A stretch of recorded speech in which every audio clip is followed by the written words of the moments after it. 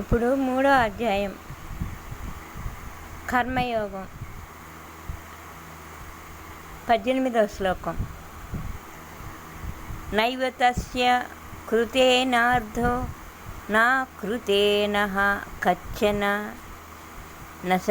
నచాస్య సర్వభూతేషు కచ్చిదర్థ వ్యపాశ్రయః.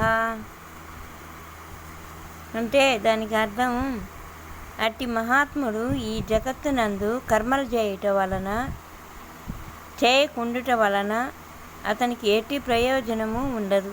అతనికి సర్వ ప్రాణులతోడను స్వార్థపరమైన సంబంధం ఏ విధంగా ఏమాత్రము ఉండదు అని అర్థం.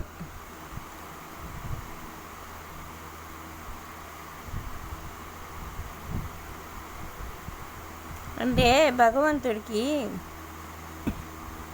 సచ్చిదానంద స్వరూపుడు, అంటే ఆత్మ సాక్షాత్కారం. భగవంతుడిని చూసిన వాళ్ళకి ఈ జగత్తులో కర్మలు చేయటం వలన చేయకపోయినా ప్రయోజనం అయితే ఉండదు. సర్వ ప్రాణులతో ఆయన మంచి సంబంధమే పెట్టుకొని ఉంటాడు.